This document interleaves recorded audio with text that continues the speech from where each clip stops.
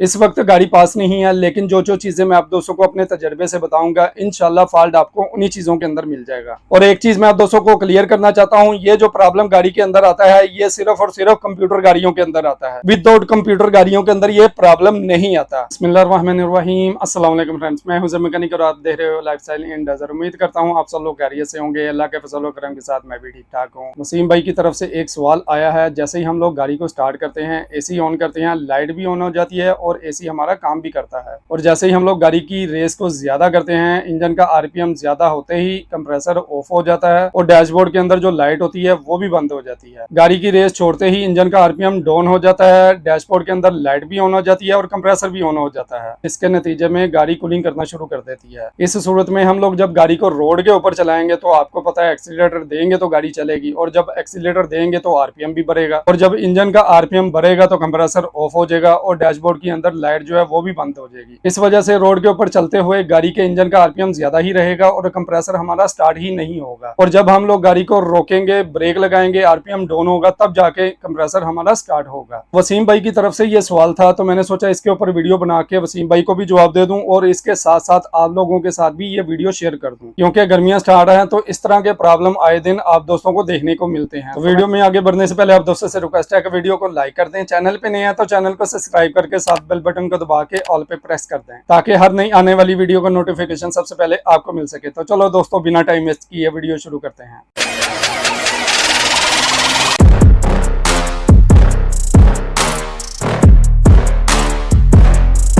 सवाल ये था वसीम भाई की तरफ से, जैसे ही हम लोग गाड़ी को स्टार्ट करते हैं, एक्सीलेटर देते हैं, मतलब रेस देते हैं गाड़ी को, इंजन का आरपीएम बढ़ता है तो डैशबोर्ड के अंदर लाइट भी बंद हो जाती है और एसी का कंप्रेसर भी ऑफ हो जाता है। और अगर कंप्रेसर ऑफ हो जाएगा तो इस सूरत में मुमकिन नहीं कि आपकी गाड़ी कूलिंग करे, और अगर आपको गाड़ी के अंदर कूलिंग चाहिए तो कंप्रेसर का ऑन होना बहुत ज्यादा जरूरी है। तो इस गाड़ी के अंदर क्या फॉल्ट है, क्या क्या चीजें खराब हो सकती है, वही मैं आप दोस्तों के साथ शेयर करने वाला हूँ। देखें, सबसे पहली बात यह है कि जब तक गाड़ी पास ना हो तब तक आप एग्जैक्ट फॉल्ट नहीं ढूंढ सकते। अगर गाड़ी पास हो तो फॉल्ट को अच्छे तरीके से फाइंड आउट किया जा सकता है, लेकिन अपने तजर्बे से जो जो चीजें मैं आप दोस्तों को बताऊंगा, आपने स्टेप बाय स्टेप वही चीजें चेक करनी है, फॉल्ट आपको उसी में मिलेगा। सबसे पहले आप लोगों ने गाड़ी की एसी गैस चेक करवानी है। गैस ज्यादा चार्ज होने की सूरत में भी ये प्रॉब्लम गाड़ी के अंदर आ सकता है। अगर गाड़ी का कंप्रेसर के अंदर गैस जरूरत से ज्यादा होगी तो जैसे ही हम लोग गाड़ी का एसी ऑन करेंगे, एसी कंप्रेसर ऑन होते ही एसी कंप्रेसर का लोड इंजन के ऊपर आ जाएगा। इंजन का एसी कंप्रेसर की निस्बत लोड ज्यादा है, वो कंप्रेसर को घुमाता रहेगा, जिसकी वजह से कंप्रेसर हमारा ओवरलोड होने की वजह से ऑटोमेटिक ही ऑफ हो जाएगा। अगर एसी गैस जरूरत से ज्यादा है तो वो हम लोगों ने कम करनी है। जितनी भी गाड़ी की रिक्वायर होगी एसी गैस की उतनी ही रखनी है, बाकी की हम लोगों ने निकलवा देनी है। उसके बाद हम लोगों ने एक्सपेंशन वाल्व चेक करना होता है, जो कि गाड़ी के मिड के अंदर होता है। अगर उसके अंदर कचरा वगैरह आ जाएगा, एसी गैस की फ्लोइंग अच्छे से नहीं होगी, ब्लॉकेज होने की वजह से भी ये प्रॉब्लम गाड़ी के अंदर आ सकता है। इस सूरत में हम लोगों ने एक्सपेंशन वाल्व को क्लीन करवाना होता है। क्लीन करवाने के बाद अगर ये फॉल्ट क्लियर होता है तो वेल एंड गुड है, अगर नहीं होता तो एक्सपेंशन वाल्व को हम लोगों ने चेंज करवा देना है। तो इंशाल्लाह चेंज करवाने के बाद ये फॉल्ट हमारा क्लियर हो जाएगा। उसके बाद हम लोगों ने डैशबोर्ड के अंदर जो एसी का ऑन ऑफ बटन है, जो कि मैंने पहले भी किसी वीडियो में बताया हुआ है, दो किस्म के बटन होते हैं, या तो आपका पुश बटन होगा या आपका रोटरी या रेगुलेटर बटन होगा। ये दोनों बटन सेम ही तरह काम करते हैं एसी को ऑन ऑफ करने के लिए। अगर इस स्विच के पीछे जो कनेक्शन है वो लूज होंगे, लूज कनेक्शन की वजह से भी कंप्रेसर को पावर नहीं मिलेगी, जिसकी वजह से कंप्रेसर हमारा ऑन ऑफ होता रहेगा। इस सूरत में हम लोगों ने प्रॉपर इसके कनेक्शन चेक करने हैं, चेक करना है कहीं लूज कनेक्शन तो नहीं है, तार वगैरह इसकी डैमेज तो नहीं है, जिसकी वजह से कंप्रेसर को करंट नहीं मिल रहा। उस सूरत में भी ये प्रॉब्लम गाड़ी के अंदर आ सकता है। उसके बाद एसी कंप्रेसर की रिले, अगर एसी कंप्रेसर की रिले के अंदर पानी की वजह से जंग लग गया है, या